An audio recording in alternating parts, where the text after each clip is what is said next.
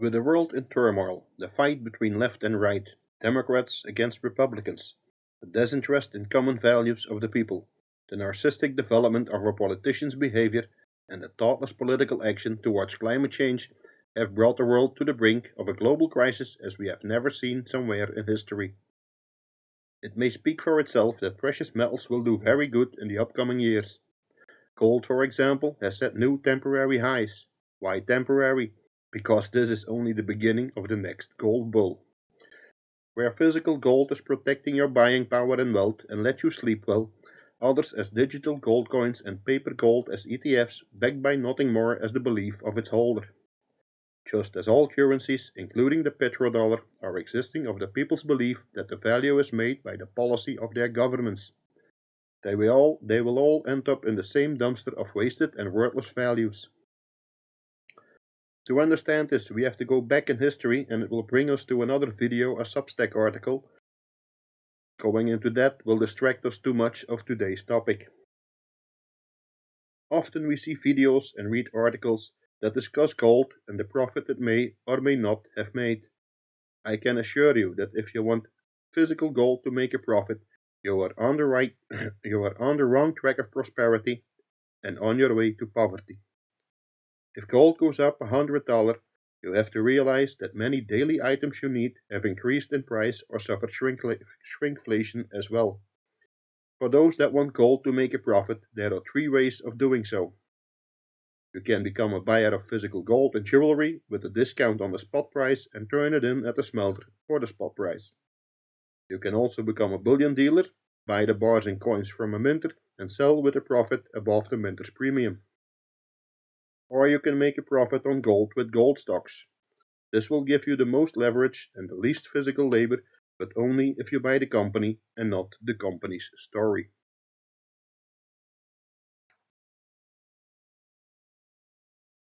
Depending on your patience and risk tolerance, you can invest in gold exploration companies. The more risk averse you are, the more risk averse if you are, the closer to a real mining company you would have to invest. The potential profit you would make is directly related to the position of the company in the mining curve. It does not mean that a mining company is doomed to disappear when it reaches the high of the curve. Further exploration, mergers and acquisitions can keep a mining company going on for years, even if they are depleting the mine. Look at majors as BHP and Rio Tinto, for example.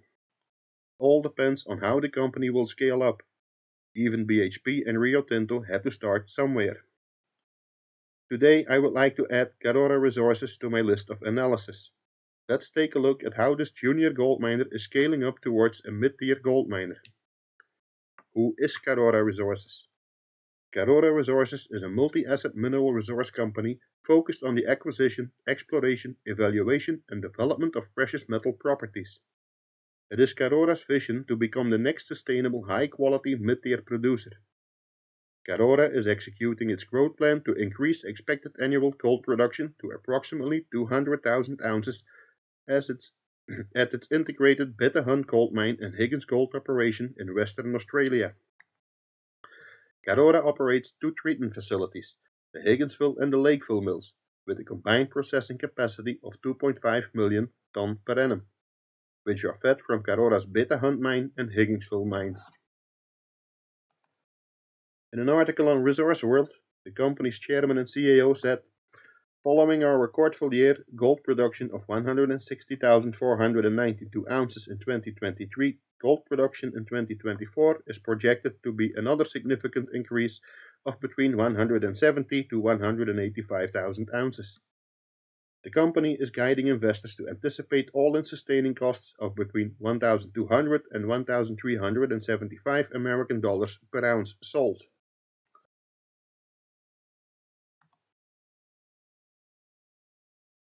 Please note that the numbers in this analysis are based on the spot gold price of $2,155.70 American dollars as on Friday, 15th of March 2024. This analysis was made on Saturday, the 16th of March 2024. When we look at the metal value of the Beta Hunt and Higginsville project as proven in probable mineral reserves, we see a metal value of 117.78 American dollars per ton, what gives it a total value $2.47 billion American dollars. For the metal value of the measured and indicated mineral resource, the metal value is $125 American dollar per ton, giving it a total value after discount of $5 billion American dollars.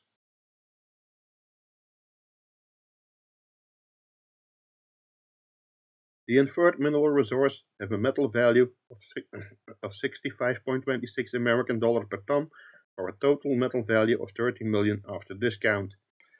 The Beta Hunt nickel mineralization is processed at BHP Kambalda Nickel Concentrator, and according to this presentation, the ore is sold directly to BHP with no additional processing required by Karora. In this given information, the company receives for the measured and indicated nickel mineral resources, assumably between 415 and 500 American dollars per ton. According to a video presentation of the company, it looks as if they will start to extract the nickel for themselves, and that would give the company a boost of 322 million American dollar on metal value. You can find the video in the description below. Additionally, there are inferred nickel mineral resources with a value of 186.4 million American dollar. This is not yet the $1 billion as they said in the video, but with additional drilling along the way to upgrade the resource, they will probably get there. The total value of all reserves combined will give the company a total value of 7.99 billion American dollar pre-tax. With some extra exploration, the company will easily come to a value way above 8 billion American dollar. This junior miner is holding on to its promise to become a mid-tier company over the next year.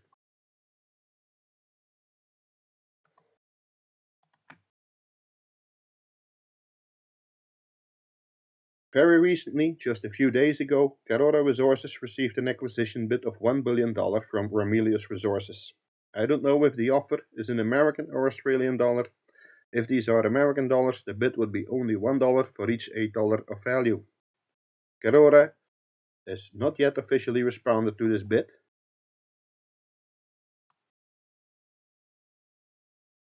Karora has not yet officially responded to this bid, but who would sell a business with a value of 8 billion for a lousy 1 billion? The bid would only be the value of that what was drilled with a single drilling at the nickel value, as what the CEO said in the video presentation. Even the very healthy financial situation of the company does not support a potential takeover for $1 billion. The only thing I can tell by looking at Ramelius Resources is likely the fact that they are seeking for new gold to make up for their promise towards their shareholders to increase their gold production, as was forecasted at some 265,000 to 280,000 ounces.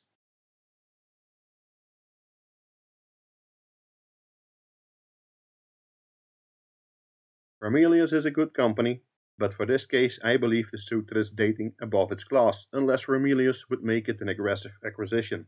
The offer exceeds the market cap of Karora Resources. The market cap with the total assets of 583.5 million Canadian dollars can be a little below the offer unless the offer was made in Australian dollars, but would be very unlikely. When we look at the latest financial statements ended on December 31, 2023 and 2022, we can see that there was an improvement in cash flow. The current ratio gives a number of 1.68, so it's a very healthy company and no financial worries, and up to the next financial statement and ended December 2024 and 2023.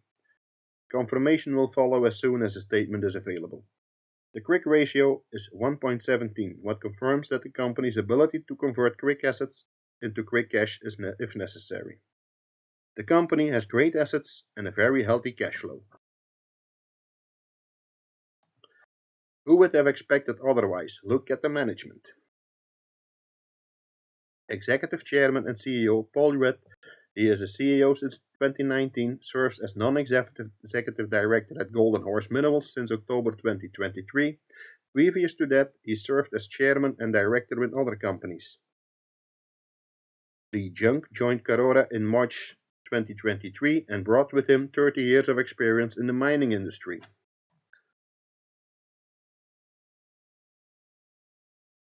Derek Humphrey is an experienced mining CFO with over 20 years of financial leadership.